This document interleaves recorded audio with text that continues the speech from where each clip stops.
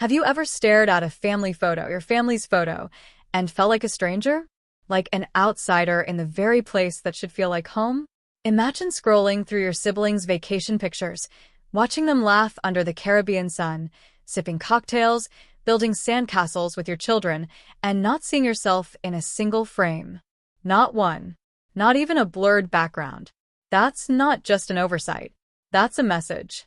A message loud enough to crush something inside you forever.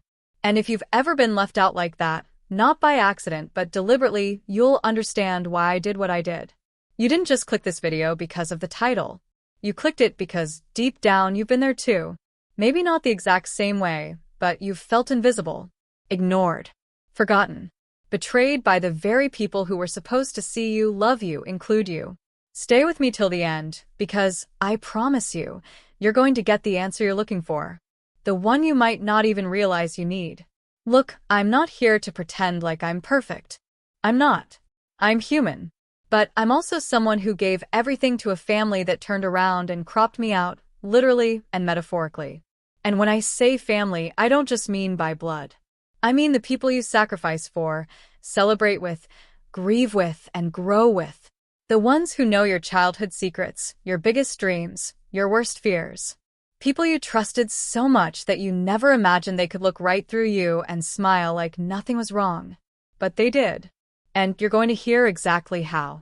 I grew up in a house where Sunday dinners were sacred, birthdays were full-blown events, and family vacations were an annual tradition. We weren't perfect, but we were close. At least, I thought we were. For most of my life, I played the role everyone expected of me. The dependable one. The problem solver. The peacekeeper. I paid my dues and then some financially, emotionally, spiritually. I was the one who remembered anniversaries when everyone else forgot. The one who picked up the slack when my brother lost his job, who covered the cost of our mother's medication when insurance failed. I was always there. Until one day I wasn't. Or rather, they decided I wasn't. It started small. Missed calls. Short replies in the family group chat. My name slowly stopped showing up in the conversations, even when they were making plans that involved everyone else. At first, I told myself I was overreacting, that maybe they were busy. But then the photos began appearing. A beach trip I had no idea was happening. A cruise that conveniently slipped their minds to mention. And there they all were, my parents, my sister, my brother, even my nieces and nephews, posing, hugging, dancing, laughing. All without me. Like I never existed. They didn't even bother to Photoshop me in. I remember staring at those pictures for hours, zooming in and out, looking for anything, any trace that I had been there or even considered. My mother holding a glass of wine, my sister in a sun hat I bought her last Christmas, my father lounging in the chair I helped him pick out. All pieces of me. But I was nowhere. That's when the truth hit me like a cold slap. I wasn't just excluded from the photo. I was excluded from their lives. You see, being cut out of a photo isn't just about vanity.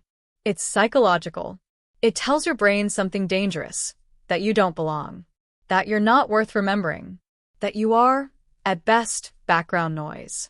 And for someone who's always tried to be the anchor, the glue, that kind of erasure is brutal. It makes you question everything, not just your place in their lives, but your worth in general. And I won't lie to you, it broke me.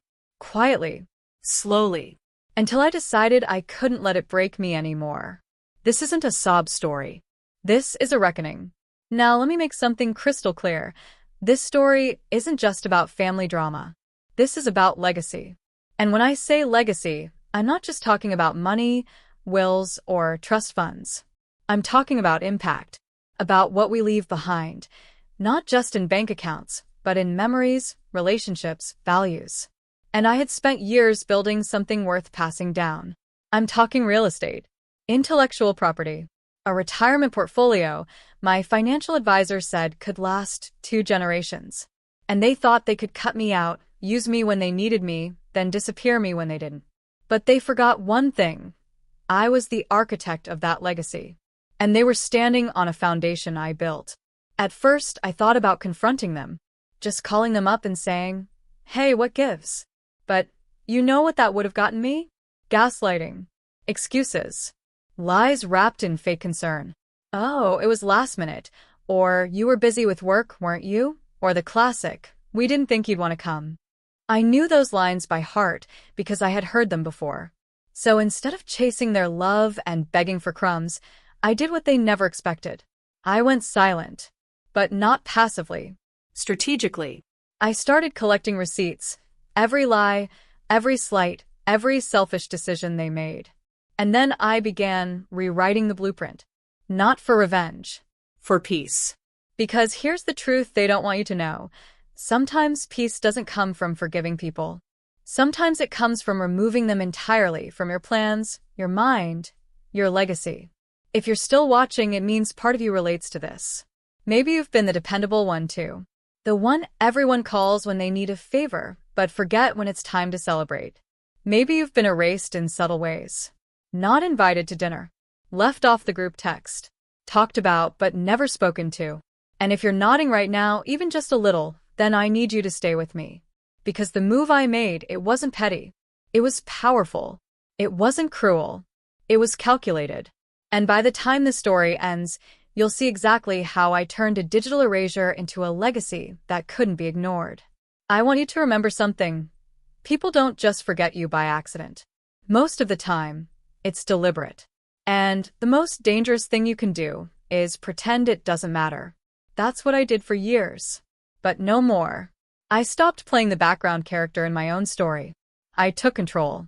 Not with loud arguments or emotional breakdowns, but with silence, strategy, and a signature on a document that changed everything. You know how they say a picture's worth 1,000 words?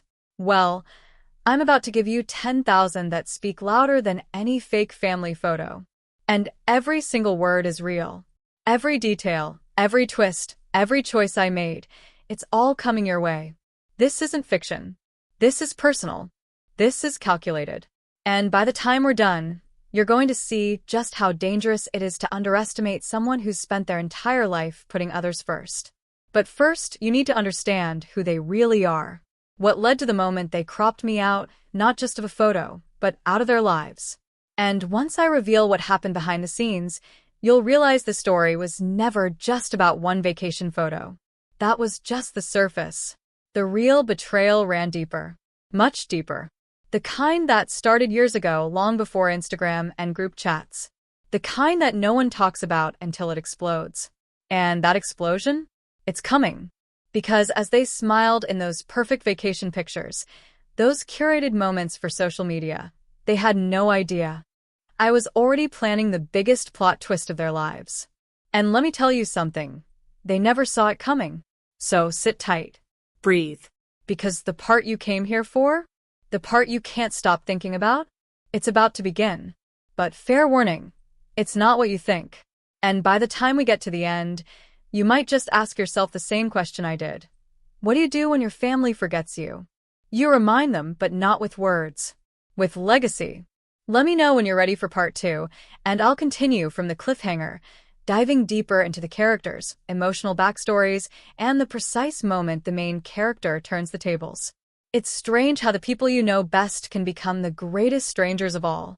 You walk through life thinking you're on the same team, sharing inside jokes, raising your kids together, texting about old sitcoms and family recipes, and then one day, something shifts. Subtle at first. Almost invisible. A missed thank you here, a forgotten birthday call there. It doesn't punch you in the gut immediately. It's slower than that, like fog rolling, and so gradually you don't notice you can't see anymore until you're already lost. That's how it happened for me. I didn't wake up one morning and suddenly become invisible. It was a process. One that began long before that vacation photo ever appeared, though that was the first time the truth snapped into focus. But if I really go back and trace the cracks in the foundation, I can see it now. Moments I brushed off, words that carried more weight than I wanted to admit, looks exchanged across dinner tables that I wasn't meant to see. Things that didn't make sense back then, but now they do. At the time, I had just come off the busiest year of my life. I'd sold my company, finally, after more than a decade of grinding in the startup scene. I poured everything I had into that business. Missed birthdays, lost sleep, and sacrificed relationships I didn't even realize were crumbling until they were gone. But the payoff? It was massive. Life-changing. I didn't just sell the company. I negotiated an acquisition that gave me something most people only dream of: freedom. Real freedom. I had the time and resources to travel, invest, rest. And for once, I was ready to reconnect. To breathe. I thought this was going to be the chapter where I came back to my family with open hands and a full heart, where we'd rebuild what time had frayed. But I was wrong. Because while I had been fighting to build something for all of us, they had been rewriting the script without me. Quietly. Strategically. As if my success somehow made me less familiar to them, not more. My brother was the first to shift. At face value, he's the golden child. Smart, funny, the kind of guy who lights up a room and leaves everyone remembering his name. But beneath that charm is a competitiveness that's never been cute. It was always there, even when we were kids playing board games or running races in the backyard. He didn't just want to win, he wanted to watch you lose. And while I was grinding to build my company from the ground up, he was hopping from job to job, never quite landing, always leaning on family support to cushion the fall. I never judged him for it, but maybe I should have paid closer attention. Because when my name started appearing in business magazines and podcasts, something in his eyes changed. It wasn't pride. It was envy. I saw it, clear as day, the night I told them about the acquisition over dinner. Everyone clapped, smiled, toasted. But he didn't raise his glass. He just looked down like something inside him cracked. And after that night, the distance grew fast. Phone calls turned cold. Conversations got clipped. And eventually, he just stopped replying altogether. Then there was my sister. She's the peacemaker. Or, at least she pretends to be. Always floating above the conflict. Acting as the glue. But glue can get sticky in all the wrong places, especially when you realize it's binding everyone else together while letting you fall through the cracks. I confided in her once about how I felt left out, how it seemed like everyone was moving forward without me. I was honest. Vulnerable. And she listened or pretended to. Nodded like she understood. Promised she'd talk to the others. Figure out what was going on. I believed her. For a while. Until I found out she had organized a family barbecue the following weekend. One I never got invited to. I only found out because my niece accidentally posted a story on Instagram. And there they were again. My family. Laughing. Dancing. Sharing plates of grilled ribs and potato salad on our parents' patio. Plates I'd once helped cook. A home I'd helped them save from foreclosure. But I wasn't in those pictures either. Just another weekend I'd been erased from. And the silence afterward? That was loud enough to answer every question I had about where I stood. Even my parents changed. My father, always practical, stopped asking about my business. My mother, once the first to call when I was traveling, didn't even notice I'd been in Italy for 3 weeks. Or maybe she did, and she just didn't care. I wasn't sure which hurt more. Every interaction became stiff, formal, as if I'd become someone they had to be polite with instead of someone they were proud of. And that's when it started to dawn on me. Maybe I had become too successful for their comfort. Maybe it wasn't just about missing a phone call or forgetting an invite. Maybe they felt small around me. Or maybe they resented the fact that I no longer needed them in the way they needed me. Whatever it was, the connection was breaking. And no one was trying to fix it. But here's where things started getting weird, because while they were ghosting me socially, something else was happening behind the scenes. Financial things. Quiet shifts. I started noticing inquiries into old joint accounts. Subtle movement in family assets I had partial control over. A cousin who slipped up and mentioned something about a family trust I didn't remember signing off on. It didn't make sense at first. Why would they be doing anything with the trust without me? I'd been the one managing the bulk of it since my father handed the responsibility over. But when I started digging, things got even more confusing. Documents I'd never seen. Legal filings with outdated signatures. Financial decisions made in my name but not by me. So I did what anyone in my position would do. I hired someone. Quietly. A forensic accountant with no ties to anyone in my circle. And what he found sent a chill down my spine. Nothing massive, nothing explosive yet. But small irregularities. Transfers, authorizations, changes to beneficiary lists. Things that looked innocent enough on the surface but pointed to something bigger. And all of them? Timed right around the same period I was being phased out socially. Which meant this wasn't just emotional neglect. This was a pattern. A plan. And I was the only one who hadn't gotten the memo. I confronted no one. Not yet. Instead, I pulled back. Watched. Listened. Tested. I sent messages to see who'd respond. I asked vague questions to see who'd deflect.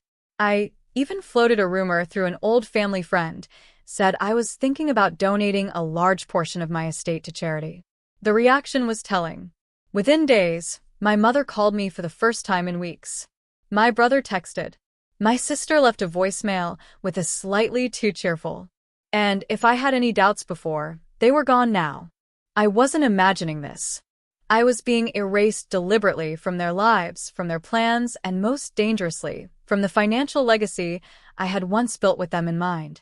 But what they didn't know was that I had already started making changes. Quietly. Permanently. Irreversibly. Because legacies are funny things. They're not just about what you leave behind. They're about who you leave it for. And if the people in your life don't see you when you're standing right in front of them, they don't deserve a place in the picture when you're gone. What they also didn't know is that someone else was watching too. A third party. Someone unexpected. A distant relative with a grudge. A financial advisor who had once warned me not to trust anyone. Or maybe it was someone closer. Someone who had everything to gain if the rest of us turned on each other. I didn't have all the answers yet, but the clues were stacking up. And so were the lies. The truth? I still don't know who started it. Who led the silent campaign to freeze me out. Maybe it was one person. Maybe it was all of them. Or maybe the real betrayal was orchestrated by someone I never even suspected. And if you think the worst is over, you're wrong. Because the moment I decided to rewrite my legacy, I set something in motion that couldn't be undone. I opened a door I can't close. And someone out there is not happy about it. Stay with me. Because in the next part, I'm going to show you exactly how far they went to keep me out and what I did in return. And trust me, this is the part where the real fallout begins. I thought I was being careful, calculated, that every move I made was quietly invisible, just enough to stay beneath their radar while I gathered what I needed. But paranoia has a way of slipping in, even when you think you've got control. The moment you begin to second-guess what's real and who you can trust, everything changes. That's what happened the day I tried to retrieve the one file that could have confirmed everything, an old document from the family estate lawyer's archives. I remembered signing it years ago, when we all agreed on the original terms of the trust. It was supposed to be airtight, non-negotiable, with names and clauses etched in black and white. But when I called the office to request a digital copy, they told me something that froze me cold. That file's missing, the assistant said. It looks like it was removed from our cloud database about 4 months ago. We're trying to recover the backup, but her voice trailed off. The backup had also been wiped. Not corrupted. Not archived. Erased. It was the first moment I truly felt afraid. Because digital files don't just vanish, especially not ones tied to legal agreements. Someone had gone in deliberately and scrubbed it clean. Someone who knew exactly what they were doing. And that someone had access. That's when I realized this wasn't just about money. This wasn't just about being left out of photos or gatherings. This was about rewriting history, removing me not only from memories but from documents, decisions, the very legacy I had once helped build. And the worst part? I had no idea who it was. It could have been any of them. Later that week, I got a strange call from a block number. Normally, I wouldn't answer, but something told me I needed to. There was silence for a moment. Then a voice, low, unsteady, said only this: "You're not going to like what you find. Let it go before it gets worse." And then they hung up. No name. No explanation. Just a warning. It was the kind of thing you'd expect in a thriller, not real life. But it shook me to my core. Because now it wasn't just about secrets. It was about danger. Somebody didn't just want me out of the picture. They wanted me quiet. Disconnected. Gone. At first, I thought maybe it was my brother. He had the most to lose if the truth about the financial tampering came out. But the more I watched him, his sudden friendliness, his overly eager invitations to talk things out, the more I wondered if he was just a distraction. A decoy. Because someone else had suddenly become very interested in my movements. My cousin Jordan. We'd never been close. He was more of a background figure at family events, always hovering at the edges, listening more than speaking. But recently, he'd started reaching out. First through social media, liking old posts, commenting on pictures I hadn't even remembered uploading. Then he messaged me directly, saying he'd heard something weird was going on and thought we should talk. At first, I ignored him. But then he sent a photo, one I had never seen before. It was a picture of me, years ago, sitting in my father's office next to a locked drawer we'd both forgotten existed. The drawer we used to keep sensitive documents. You might want to check what's still inside, Jordan wrote. If anything. Something about it felt off. Like bait. But I couldn't ignore it. So the next morning, I drove out to my father's old office, now barely used since he'd semi-retired. The door was locked, but I still had the spare key. The desk was untouched, dusty, the way you'd expect. But the drawer? Empty. Clean. Like someone had been there before me. I stood there, staring into that hollow space, remembering the nights we sat around that very desk talking about the future of our family, about what we'd pass on, who we'd protect. And now it was all gone. Like those conversations never happened. On the way out, I noticed something else. An old family portrait hanging slightly crooked on the wall. I adjusted it out of instinct. And that's when I saw it. A small flash drive taped behind the frame. No label. No markings. Just waiting. My heart pounded as I slipped it into my coat and left without locking the door. I didn't care any more about appearances. I just needed answers. I rushed home, plugged into my laptop, and watched as the contents loaded. There were files. Audio recordings. One folder labeled proof. My hands trembled as I opened the first audio file. It was my mother's voice. Calm, direct, unnervingly cold. He doesn't need to know until after the changes are finalized. We've waited long enough. He's always been difficult. Then silence. Another voice responded. Male. Familiar. We'll just say it was an oversight. If he pushes back, we'll frame it as a miscommunication. It was my sister. No hesitation. No doubt. They were planning it all together. I sat there for what felt like hours, listening to every file, every conversation. Slowly realizing that the people I'd trusted most weren't just leaving me out of group chats and vacation photos.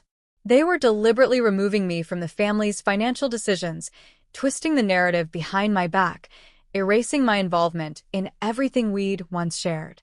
And Jordan? He wasn't just a nosy cousin. He was the one who had saved these files. Maybe out of guilt. Maybe out of spite. But he'd kept everything. Just when I thought I had finally gotten ahead, my laptop shut down. Completely. No warning. No error message. I tried rebooting. Nothing. It was like the files triggered a self-wipe.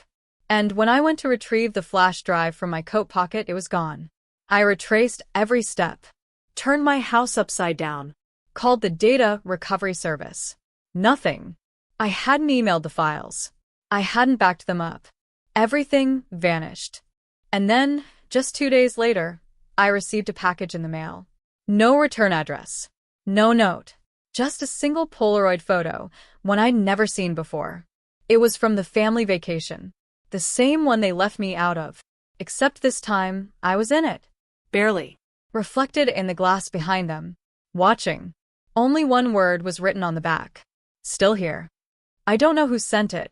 But now I know someone else is watching too. And they're not finished. Not yet. I stared at that Polaroid for what felt like hours, my fingers pressed into its edges, so tightly, I thought the paper might tear.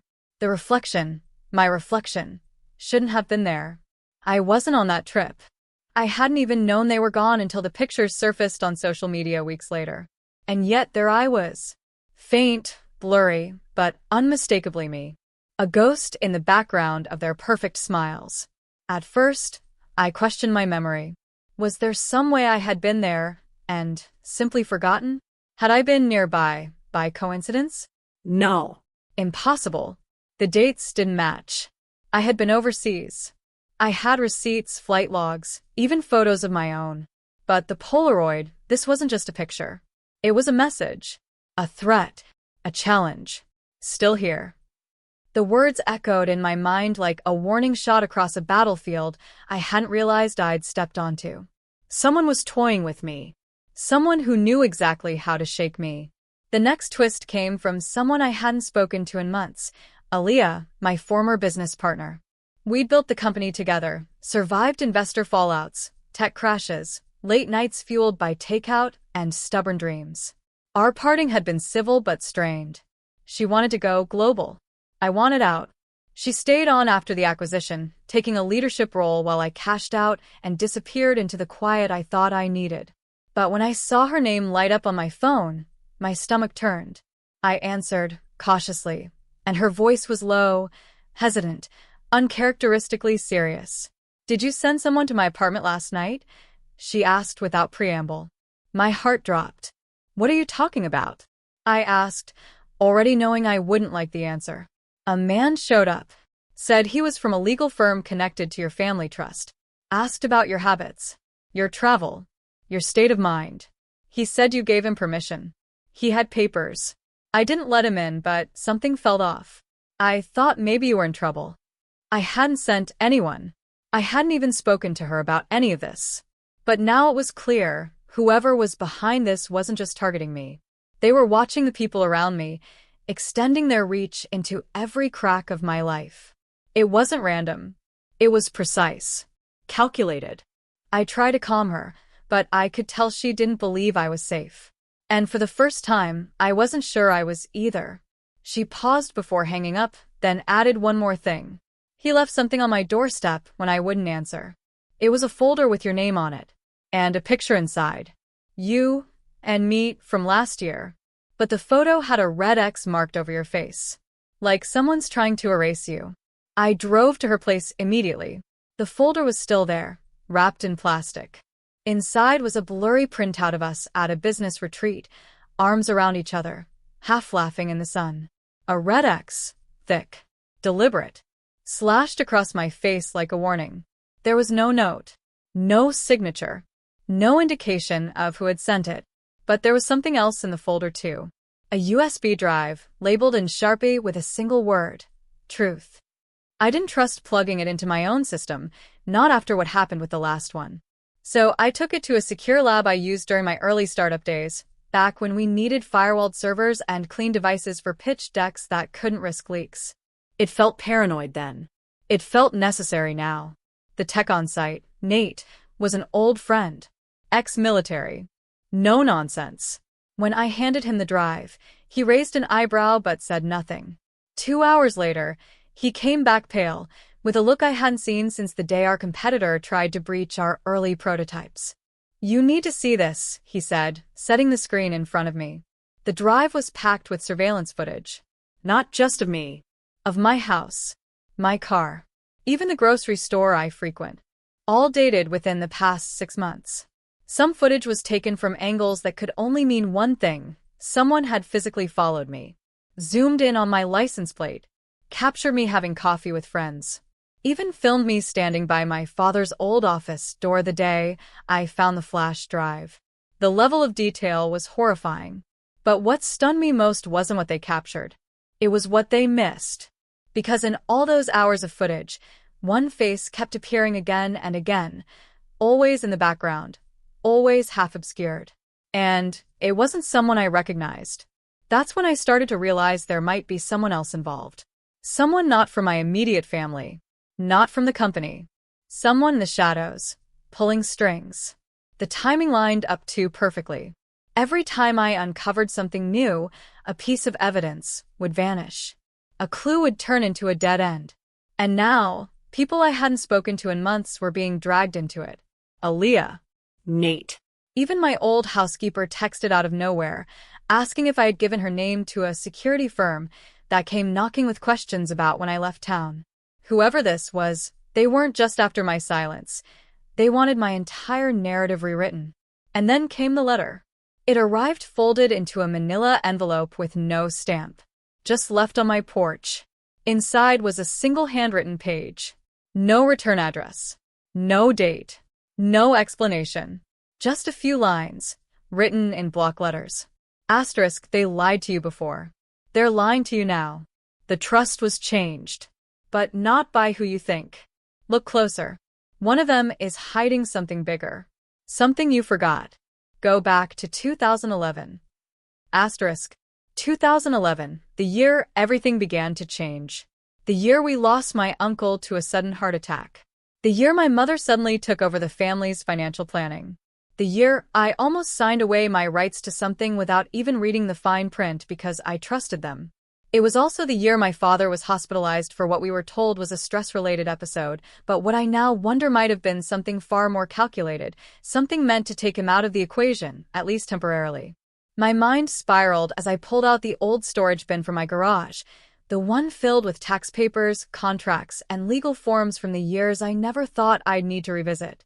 And there, buried beneath a stack of outdated property records, was a familiar envelope. Sealed. Faded. With my name scribbled in my father's unmistakable handwriting. I'd never seen it before. Or maybe I had and forgot. Or maybe, just maybe, someone hid it from me until now. I held my breath as I opened it, expecting answers. Instead, I found something else entirely. A single, weathered photo of my father, my mother, and someone I didn't recognize. Standing in front of a bank vault. On the back, my father had written 4 words. Asterisk, he's not who you think. Asterisk. And that's when I realized I might not be either. The moment I turned the photo over and read those 4 words, asterisk, he's not who you think, asterisk, something shifted deep inside me.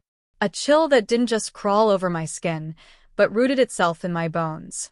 That phrase wasn't a riddle or a metaphor. It was a warning.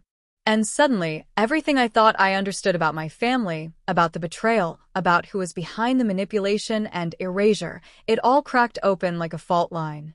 My hands trembled as I stared at the unknown man in the photo, standing so casually next to my parents, almost as if he belonged there. And maybe that was the worst part, how normal it all looked. He wasn't looming in the background or wearing some sinister expression. He looked like family, which meant, at one point, he must have been. But why couldn't I remember him?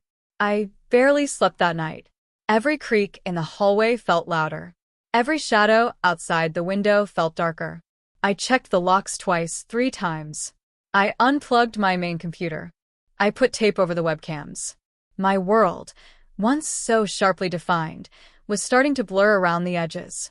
And I couldn't tell if it was because someone was actively manipulating it, or if I was losing my grip. By morning, I had made a decision. I was going to confront my mother. Not with accusations, not yet. Just questions. Calm, clear, unshakable. I needed to look her in the eye and hear what she had to say about the man in the photo and the letter that pointed back to a year no one in our family ever talked about. But I never got the chance. When I pulled into my parents' neighborhood, something immediately felt wrong. It wasn't just the way the curtains in the living room were still drawn closed well after noon, or the fact that their usually pristine lawn looked uncharacteristically neglected. It was the silence. Thick, unsettling, like the air itself was holding its breath. I rang the bell. Knocked. Waited. No answer.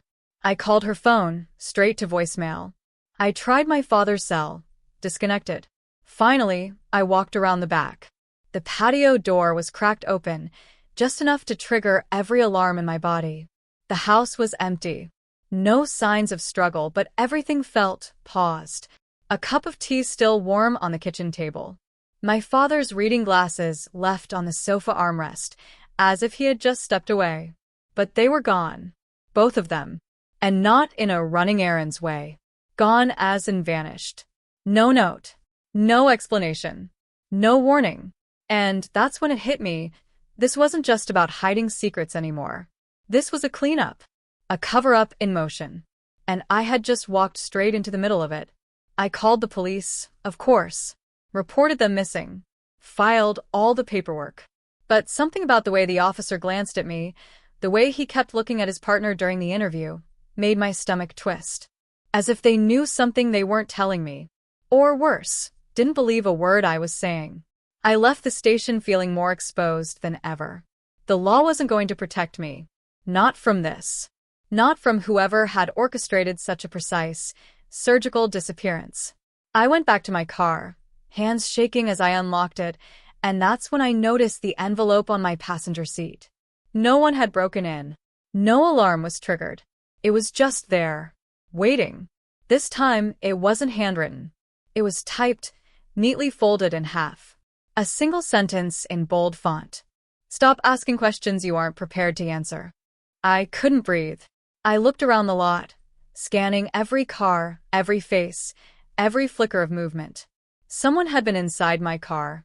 Someone knew exactly where I would be. I drove home gripping the wheel so hard my knuckles turned white.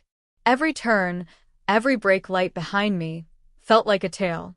I stopped twice at random gas stations just to make sure no one was following, but the paranoia was already setting in. And maybe it wasn't just paranoia anymore. Maybe it was justified.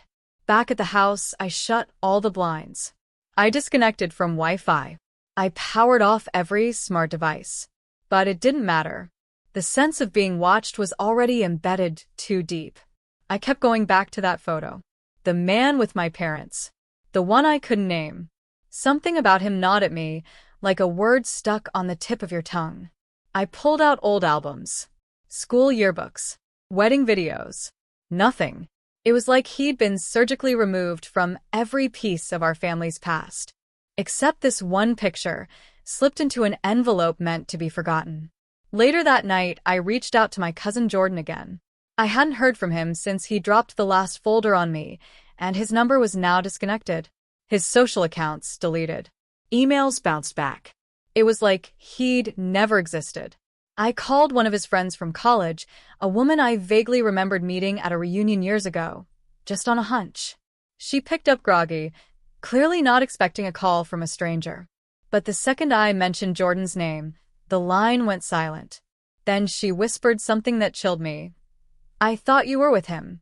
He told me if anything happened, you'd know what to do. What happened? I asked, heart pounding. I don't know. He just vanished. 2 days ago. Left everything behind. Now it was clear. Whatever this was, it was spreading. People who tried to help me were disappearing. People close to the truth were being cut off like diseased branches on a tree. And I was still staring at the roots, trying to figure out where this thing had started. I spent that night replaying everything. Every piece of evidence, every strange interaction, every carefully orchestrated move. The forged documents, the missing trust agreement, the deleted footage, the letter referencing 2011, the surveillance, the erased friend, and the question that kept echoing louder and louder in my head. What exactly did I forget? Because something happened that year. Something my mind had tucked away, too painful or too dangerous to remember. And now someone was making sure I never uncovered it. The problem is, the harder they push, the more determined I become. Because if I was never supposed to find out the truth, then whatever that truth is, it must be enormous. But here's the part one can't shake. As I sat there staring at the note on my desk, stop asking questions, my doorbell rang. Just once. And when I opened the door, there was no one there. Just a suitcase. With my name on the tag. And it wasn't mine. I didn't want to touch the suitcase at first. It sat there like a curse, silent, unmarked beyond the small leather tag that bore my name in clean, typewritten letters. Not handwritten. Not scribbled in anger. Neat. Intentional. It was as if whoever left it knew I wouldn't be able to ignore it. I stood in the doorway too long, scanning the neighborhood, hoping to catch even a shadow disappearing down the street. But nothing. No footsteps, no idling car, no curious neighbor peeking through the blinds. Just the eerie stillness of a warm evening gone suddenly cold. I brought the suitcase inside with the kind of hesitation reserved for things you can't unsee once opened. The latches were old-school brass, slightly worn but still functional. Inside, everything was folded perfectly. Crisp shirts, neatly packed slacks, and a stack of envelopes rubber-banded together. My throat tightened as I looked at the clothes, because they were mine. Not in style, but in exactness. Exact sizes. Exact colors. Even a small monogram on a shirt cuff that I had stitched into my wardrobe years ago. The items inside weren't just picked at random. They were replicas of my life. Or maybe worse, preparations for a version of it I hadn't yet experienced. But it was the envelopes that held the real shock. The first one was labeled simply, "Read me last." Naturally, I reached for the second one instead. Inside were photographs. Dozens. Some I remembered. Moments from my childhood, holidays, birthdays, summers at the lake house. But others were wrong. Distorted. Or different. They showed events that looked familiar but weren't. A birthday party where my sister had a different hairstyle and a guest I couldn't name. A trip to the Grand Canyon I never took, yet there I was, smiling beside my brother, holding a souvenir cup I now kept in my actual kitchen. The photos weren't edited, at least not digitally. They were real, printed, physical memories. But they didn't belong in the version of life I remembered. They belonged to a reality adjacent to mine, one that mirrored my life in ways I couldn't explain. Alternate? Manipulated? I wasn't sure. I flipped one photo over and found handwriting. It wasn't mine. It wasn't any family member's. It said, "Asterisk, this is the timeline they chose for you. Not the one you lived. Asterisk." I dropped the photo and sat down hard. My heart was hammering, not just with fear, but with disbelief. This wasn't just identity theft or surveillance anymore. This was something deeper, systemic, Constructed. and I had no idea who was behind it or why. The next envelope held a newspaper clipping, an obituary, my own, dated 2 years ago. It listed my name, my company, my education, and a line about how I was survived by his loving family. But there was no picture, no cause of death, just the obituary of a life I was apparently no longer supposed to be living. I could barely breathe. Everything in my body screamed to burn it all, to pretend none of this was happening. But that final envelope, the one marked "Read me last," was calling louder now than ever before. I opened it with hands that barely worked. Inside was a single sheet of paper, aged and creased, like it had been handled too many times by too many people. The writing was unmistakably my father's. Sharp, slanted, always in black ink. It began simply, "If you're reading this, then the breach has occurred." I kept reading, heart pounding with every word. Asterisk, you were never supposed to remember. We made a deal in 2011. You signed it unknowingly. It was the only way to protect you. We didn't anticipate the residual memories, the shadows that would seep through. But you're remembering now, and that means they're coming. This isn't about money or the trust. That was the distraction. The real secret is under your name. The estate is a front. You are the key. You always were. Asterisk. It ended with a location. Coordinates. Not an address. Just numbers that pointed to somewhere remote. Montana. Near the border of Glacier National Park. A place I had never visited, or at least that's what I believed. I felt like I was going insane. The world I'd known, this painful, unraveling mess of family betrayal, trust manipulation, and financial deceit, had suddenly morphed into something I couldn't categorize. It wasn't just a family conflict anymore. It was a conspiracy. One that involved time, memory, and identity in ways that shattered everything I believed to be real. And just when I thought it couldn't get any more twisted, my phone rang. The caller ID said, "Dad." But he was missing. Disappeared. Possibly dead. My thumb hovered over the answer button, frozen. I didn't want to pick it up. I didn't want to hear static or a voice that wasn't his, or worse, his voice but saying things that didn't make sense. But I answered anyway. There was a pause.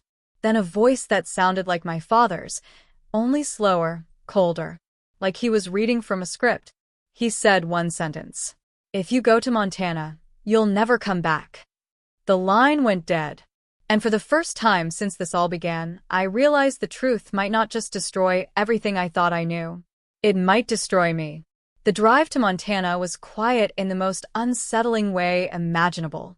No music, no podcasts, no phone calls, just the hum of the tires on long, empty roads, and the sound of my thoughts tightening around my skull like a vice. I followed the coordinates my father left in the envelope, watching as the navigation pushed deeper and deeper into wilderness, past cell towers, past civilization, until even the trees felt like they were watching. I didn't know what I expected to find at the end of the road. A bunker? A person? A secret I couldn't unknow? I had packed nothing but essentials, the suitcase from my doorstep still untouched in the trunk, like a time bomb I couldn't bring myself to disarm. When the road turned into gravel, then dirt, then finally disappeared entirely, I left the car behind and hiked the rest on foot. The air was thinner, colder, and the sky was a muted gray that seemed to press down on the mountains like it, too, wanted to keep something buried. After nearly 3 miles, I saw it, a structure camouflaged into the hillside, barely visible unless you were standing directly in front of it. Steel reinforced, no signage, no doors that I could see. Just a panel. Fingerprint scanner. I didn't even try. But when I reached toward it, the panel blinked green, and the door hissed open like it had been waiting for me all along. The hallway inside was sterile, metallic, humming softly with hidden power. Lights clicked on overhead as I moved. I didn't know how deep underground I was, but I felt it. The pressure. The secrets built into concrete walls. I passed empty rooms. Offices with glass walls, dark labs, old equipment covered in dust. Until finally, at the far end, a large door stood slightly ajar. I pushed it open and stepped inside what looked like a control room or a memory bank. Screens lined the walls, looping footage of my life. Childhood birthday parties, board meetings, video calls with friends, even quiet moments alone in my kitchen. It was all here, recorded, Archived. Watched. and in the center of the room, sitting calmly in front of a terminal, was my mother. She didn't look surprised to see me. In fact, she smiled. Not the way you smile at your child, but the way a chess master does when the final piece falls into place. "You are always smarter than the others," she said, as if we were picking up a conversation left half-finished. "You are the only one who ever asked the right questions." I couldn't speak, couldn't move. I stared at her like she was a ghost, some hallucination triggered by exhaustion. But she was real, and her presence here shattered every last piece of what I thought I knew. "Where's Dad?" I asked finally. She tilted her head. He stayed behind. He couldn't handle the transition. The things we needed to do, he didn't agree. So we made an adjustment. "An adjustment?" I asked, my voice shaking. She stood slowly, walked to a nearby panel, and pressed a button. A new screen lit up, an old video file from 2011. My father and mother, younger, tense, sitting at this very table. My name was mentioned. A contract was laid out. My mother was explaining how selective memory suppression would protect me. My father arguing that it was too risky, that it would fracture reality. My mother calmly insisting that it was the only way to keep the system intact. The system, I now understood, was me. "You are part of something bigger than you knew," she said, turning from the screen. "Your mind held the seed data, original inheritance algorithms. You weren't just building a company. You were unknowingly testing something we designed years ago. Something that, if left unchecked, could have rewritten global access protocols." It sounded insane, but deep inside, some part of me already knew. All the signs were there. The manipulated documents. The false memories. The erased people. It had never been about a trust fund or inheritance. The legacy was code. And I was the unwitting vault. "Why now?" I asked. "Because the failsafe is failing," she replied. "You were never supposed to wake up. But you did. And now we're out of time." A door behind her opened, and a man stepped in. The man from the photo. The man I couldn't place. But when he looked at me, I saw it clearly, my own eyes in his face. My brother? No. Something deeper. "This is David," my mother said softly. "Your twin." My knees nearly gave out. Twin? That wasn't possible. I had no memory of a sibling, let alone a twin. But as he stepped closer, I saw the truth in his expression. The same jawline, same scar on the left wrist. "I was the first prototype," he said quietly. But I wasn't stable. They had to erase me, bury me, replace me with you. The air collapsed around me. All this time, I thought I was the target, the victim. But I was the replacement, the cleaner version of something built, tested, and then rewritten. And my entire life, every betrayal, every manipulation, had been a cover-up for that experiment. I took a step back, heart racing, panic setting in. "What do you want from me?" I asked. David looked at me, sadness behind his eyes. To finish it, he said. "To let the data complete its cycle. We can't hold it back anymore. It's unraveling everything. Time, memory, identity. We either stabilize you, or we both collapse." My mother reached out then, placing a hand on my shoulder with eerie calm. "We can guide you through it," she said. "But you have to choose." Now. I looked between them. The brother I never knew I had, the mother who had orchestrated this entire life as if it were just another program. Everything in me screamed to run, to fight, to destroy every cable in this place. But a deeper voice, quieter and more terrifying, whispered something else. "You were never in control to begin with." I closed my eyes, and when I opened them, I was no longer in the room. I was back in my kitchen, alone. No suitcase, no envelope, no call. Just the sound of the refrigerator humming and a steaming cup of coffee on the counter, exactly where I hadn't left it. And a note. In my handwriting. "You chose stability. You won't remember. But thank you." The Polaroid was gone. The story? Erased again. But somewhere, I still feel watched. The weeks that followed were quiet in a way that felt unnatural, like the stillness after a storm that was too perfectly choreographed. My life, or the version of it I'd returned to, unfolded with unsettling precision. Emails were answered before I could draft replies. Bills were paid without memory of logging in. Even my neighbors waved like nothing had ever happened, as if they hadn't noticed the string of strange visitors, the late-night pacing, or the days I disappeared without a word. But the deeper silence came from within. I felt hollow, detached from the world in a way that went beyond trauma or exhaustion. It was like I had been slotted back into a narrative that had been pre-written, smoothed over, polished to keep me docile. My memories were intact, mostly. I remembered Montana, the facility, the confrontation, David. But when I tried to revisit the details, it was like trying to grip fog. They slipped through my mind just as quickly as they formed.